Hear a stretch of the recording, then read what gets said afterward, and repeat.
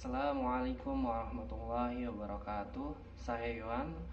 Saya di sini akan menjelaskan dan membahas tentang metode pembelajaran bahasa Arab di masa kini atau di masa yang mana para milenial hidup. Mengapa metode ada dan diciptakan? Itu sebelum kita membahas lebih lanjut tentang metode pembelajaran bahasa Arab, kita harus bertanya-tanya mengapa metode itu ada dan mengapa metode itu diciptakan. Metode ada dan diciptakan untuk membantu para guru atau para pengajar agar bisa menyampaikan materi pembelajaran secara tepat dan maksimal. Karena setiap materi pembelajaran mempunyai isi yang berbeda-beda, seperti materi pembelajaran konsep dan materi pembelajaran fakta, yang mana dua materi itu tidak sama dan diperlukan cara yang berbeda untuk jenis materi yang berbeda agar para murid mengerti ketika materi itu disampaikan. Dan tentu saja metode pembelajaran diciptakan untuk mengatasi perbedaan materi pelajaran tiap-tiap ilmu, seperti ilmu eksakta dan ilmu humaniora yang pada dasarnya sangat berbeda. Nah, sebelum kita menggunakan metode pembelajaran bahasa, kita harus memperhatikan aspek-aspek berikut, seperti metode yang digunakan sesuai dengan karakter siswa tersebut. Maksudnya di sini karakter tingkat, yaitu tingkatan dari kognitifnya. Jika anak SD kita kasih metode yang agak rumit dan agak kompleks, maka metode itu tidak cocok karena anak SD itu kognitifnya baru bisa belajar hal-hal yang sederhana. Maka metode pembelajarannya juga harus berhubungan dengan hal-hal yang sederhana. Selanjutnya ialah guru bisa menyampaikannya secara sederhana dan mudah dan tidak mengalami kesulitan. Maksudnya ketika guru menyampaikannya secara sederhana dan mudah, maka siswa akan menangkap materi pembelajaran itu dengan mudah. Jika guru kesulitan dan dalam menyampaikan pun bahasanya tidak jelas, tidak sederhana atau ambigu, maka murid pun akan kebingungan tentang isi materi pembelajaran. Dan tentu saja metode pembelajaran digunakan agar suasana kelas atau suasana pembelajaran efektif, kondusif, dan aktif. Yang selanjutnya, metode pembelajaran ini harus menarik minat siswa. Dengan menarik minat siswa, maka siswa akan fokus pada penjelasan dari guru tentang materi pembelajaran. Dan tentu saja setiap materi pelajaran memiliki metode yang berbeda-beda dan tidak ada metode yang paling baik, karena metode itu adanya juga yang paling tepat untuk materi pembelajarannya, tepat untuk kondisi siswanya, dan tepat untuk kondisi sarana dan prasarana yang mendukung kegiatan pembelajaran. Nah, kita masuk ke dalam pengertian metode. Metode itu apa sih?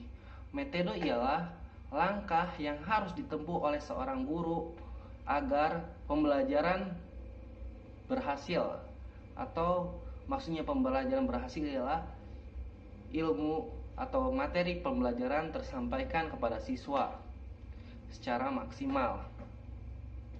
Metode juga bisa disebut dengan cara guru dalam menyampaikan sebuah materi pembelajaran, yang mana dengan cara tersebut mempermudah siswa dalam memahami materi pembelajaran tersebut.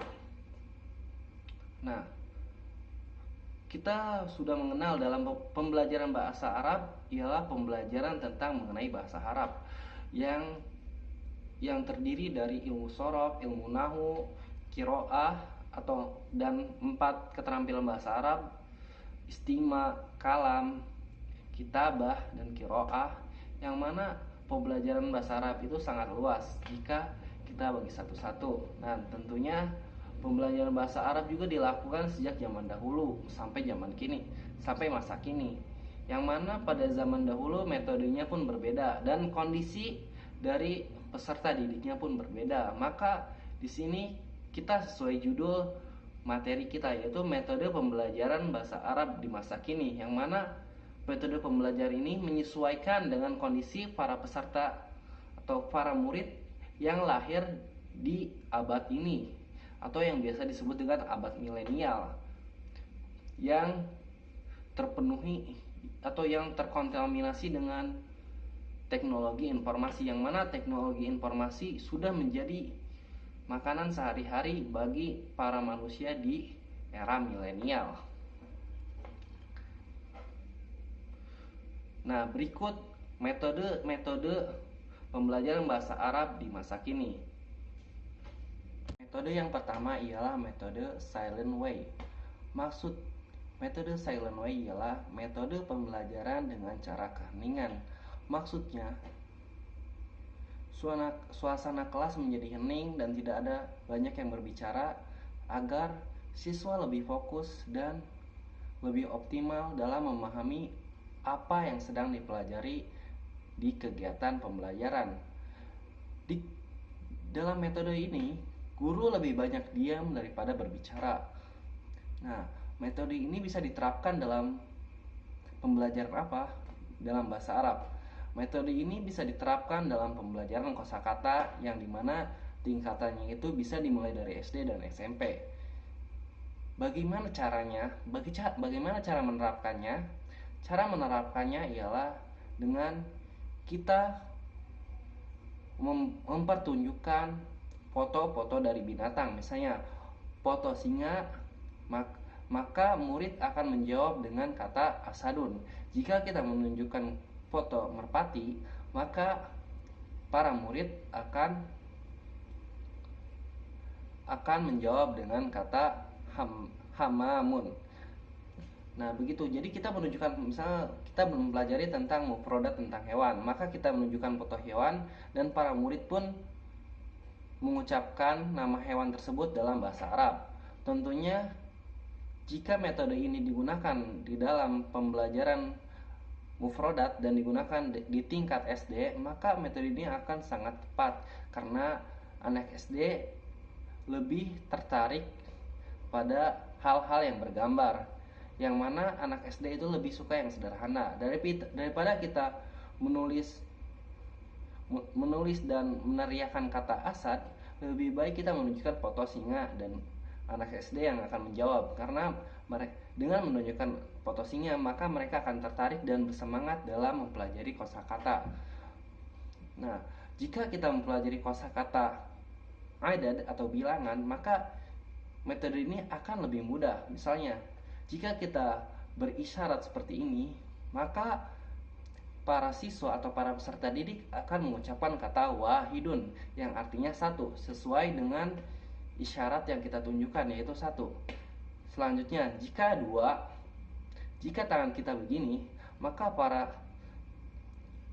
para siswa akan menjawab dengan kata isnani, yaitu dua, yang menunjukkan jari yang kita peragakan, dan seterusnya seperti itu. Metode ini akan membuat siswa lebih fokus dan lebih tertarik dalam pembelajaran, karena di sini siswa tidak banyak mendengarkan perkataan dari guru, yang mana jika kita banyak mendengarkan perkataan guru, maka kita akan merasa bosan dan kehilangan fokus dalam pembelajaran. Karena dengan kita hening dan kita memperagakan sesuatu, misalnya memperagakan dan mempertunjukkan sesuatu, maka akan lebih menarik minat dan pembelajaran akan menjadi aktif. Metode yang selanjutnya ialah sugestopedia. Sugestopedia ialah menerapkan sugesti ke dalam ilmu mendidik atau menerapkan sebuah sugesti dalam proses belajar mengajar, yang mana guru memberikan sugesti kepada para murid atau para peserta didik untuk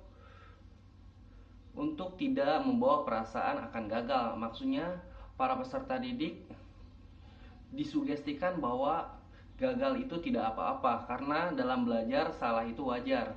Dan sebagai siswa kita harus berani dalam mengemukakan pendapat kita.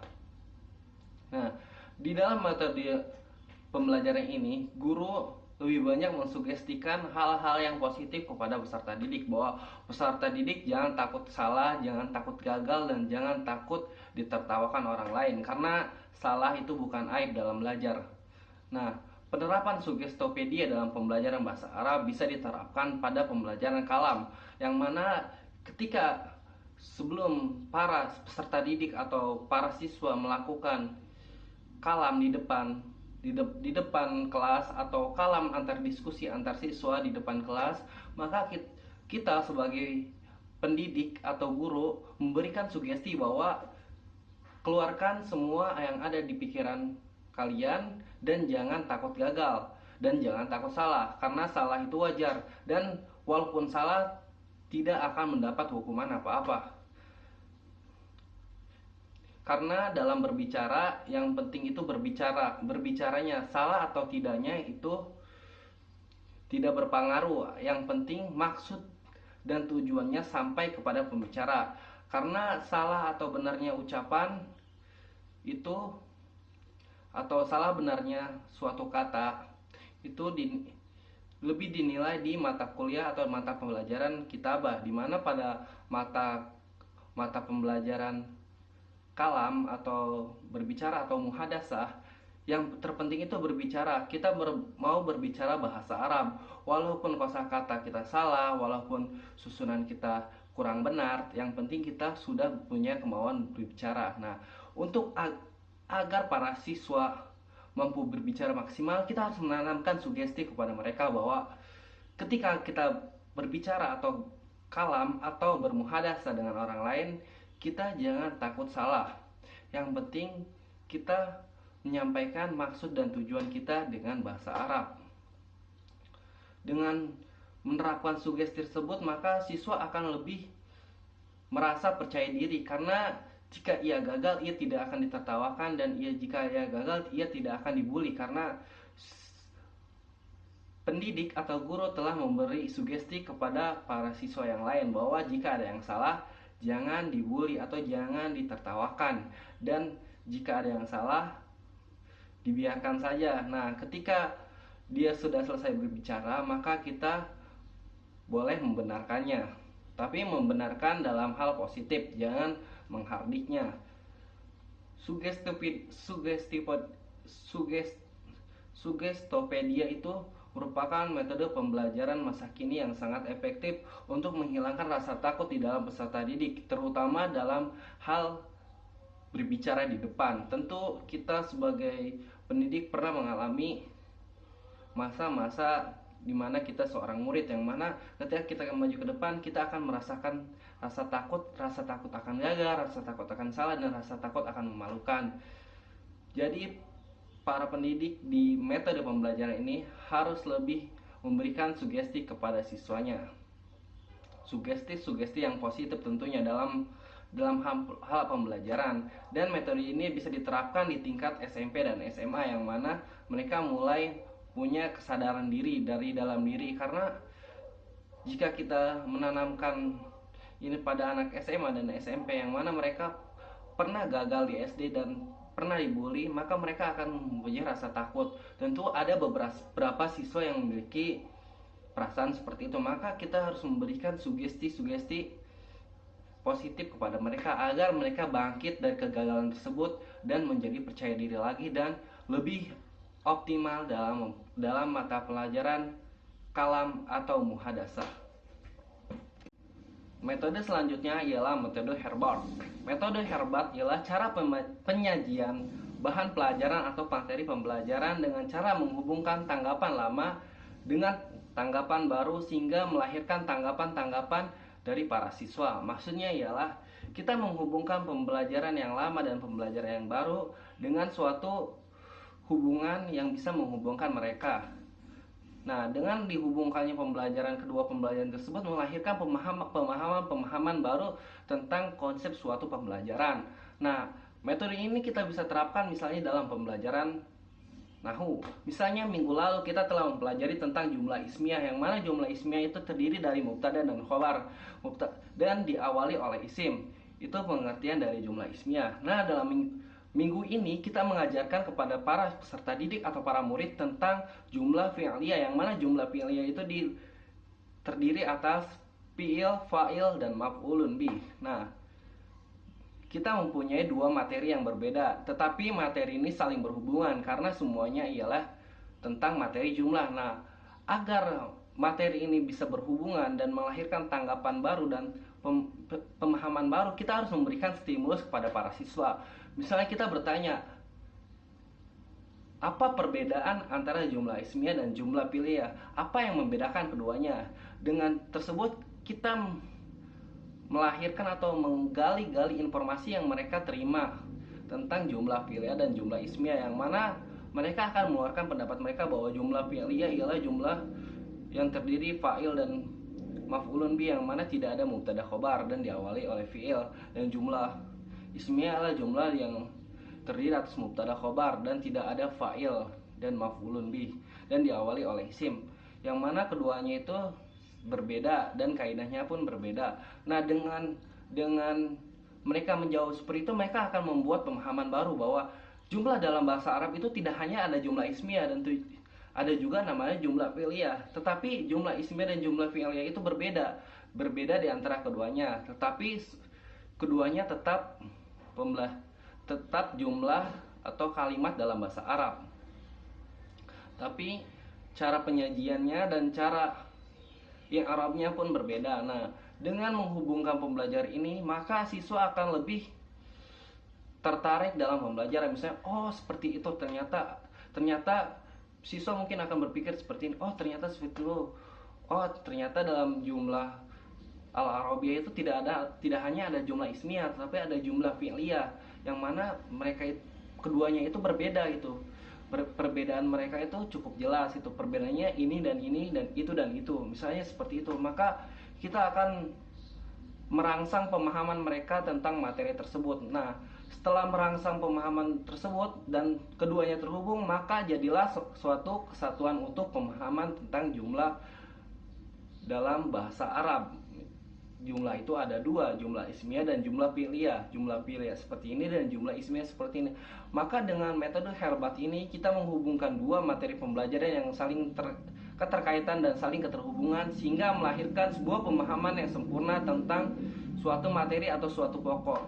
Nah, dengan cara memisahkan materi pembelajaran minggu lalu dan minggu ini juga meringankan beban siswa tentang pemahaman akan suatu materi. Dengan memisahkan itu, kita bisa menghubungkannya kembali dalam waktu setelah siswa memahami konsep jumlah ismiyah dan jumlah fi'liyah masing-masing. Nah, dengan memahami jumlah ismiyah dan jumlah fi'liyah, mereka akan secara otomatis akan memahami jumlah dalam bahasa Arab. Seperti itulah penggunaan metode Herbat dalam pembelajaran Nahwu. Dan metode Herbat ini sebenarnya tidak cocok digunakan di kalangan tingkat sekolah dasar, karena sekolah dasar kita harus memberi pengertian kepada para murid, dan para murid pun hanya memiliki pengertian konsep yang sederhana. Metode ini bisa diterapkan pada pendidikan SMA maupun tingkat kuliah, karena mereka mempunyai pemikiran masing-masing, yang mana mereka memiliki konsep out to the box, yang mana mereka memiliki cara pemikiran mereka masing-masing akan suatu materi, yang mana akan melahirkan pendapat-pendapat yang bervariasi dan unik, yang mana kita sebagai peserta didik akan meluruskan sedikit pemahaman yang kurang lurus, sehingga menjadi pemahaman yang utuh dan pemahaman yang benar. Tentu kita tidak membatasi pemahaman mereka, karena pengetahuan itu akan terus berkembang seiringnya zaman. Kita hanya memberikan pembeda antara keduanya sehingga tidak ada penerobosan materi ke materi yang lain. Yang selanjutnya dan yang terakhir ialah metode contextual teaching and learning. Maksudnya di sini ialah pembelajaran yang berhubungan dengan suatu konteks atau suatu situasi atau suasana tertentu, yang mana para guru mengaitkan pembelajaran yang diajarkan dengan sesuatu yang ada di dunia nyata, sehingga siswa mampu menghubungkan antara pengetahuannya dan menerapkannya dalam kehidupan sehari-hari. Metode ini bisa dipakai dalam pembelajaran lahjat al-Arabiyah, yang mana kita dalam lahjat Arabiyah kita akan mempelajari lahjat-lahjat Arab yang ada di seluruh dunia, yang mana kita bisa mulai dari lahjat Mesir, yang mana lahjat Mesir itu memiliki keistimewaan tertentu, yang mana huruf jin dibaca huruf G, dari jadidun jadi gedidun, dari jiddan jadi giddan, yang mana huruf I nya juga sering diganti dengan huruf E.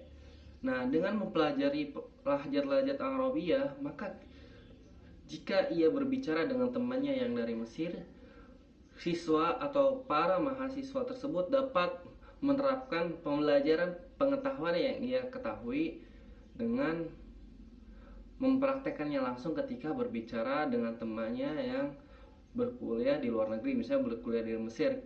Nah, para mahasiswa tersebut atau para siswa tersebut mampu menerapkan kosakata lahjat Mesir dalam pembicaranya. Misalnya, jika kita ingin menyanyikan kaifahaluk, maka kita akan menggunakan lahjat Mesir, misalnya ezayyak. Nah, agar pembicaraan menjadi cair, karena para mahasiswa di Mesir juga menggunakan bahasa Amiyah, yang mana mereka jarang menggunakan bahasa Fusha dalam kehidupan sehari-hari. Bahasa Fusha hanya digunakan dalam situasi pembelajaran. Nah, seperti lahjat dengan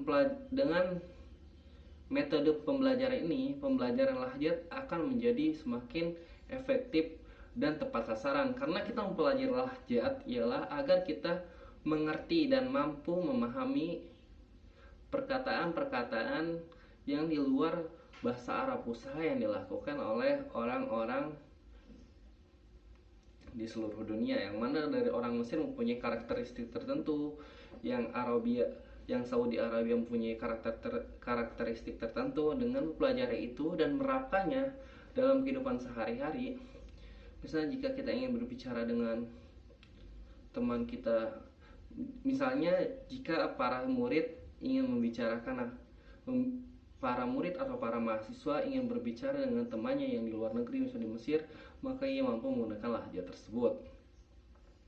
Nah, itu yang dinamakan dengan contextual teaching and learning. Nah, tentunya metode ini bisa diterapkan kepada para siswa menengah atas atau SMA dan para mahasiswa tingkat kuliah, karena contextual learning ini harus mempunyai pemahaman tentang situasi di dunia nyata atau di kehidupan sehari-hari, yang mana dalam situasi kehidupan sehari-hari tidak selalu teori yang digunakan itu benar, atau tidak selalu teori yang digunakan tepat. Akan ada suatu improvisasi dari teori-teori yang kita pelajari dari pembelajaran di kelas. Tentu dalam menerapkan ke dunia nyata atau ke dunia sehari-hari akan berbeda. Nah, mungkin sekian dari penyampaian dari saya tentang metode pembelajaran bahasa Arab di masa kini. Mohon maaf bila ada kesalahan atau tutur kata yang tidak jelas ataupun tutur kata yang tersendat ataupun kurang tepat atau tidak mengenak di hati. Saya mohon maaf sebesar-besarnya dari diri saya. Saya Yohan, terima kasih.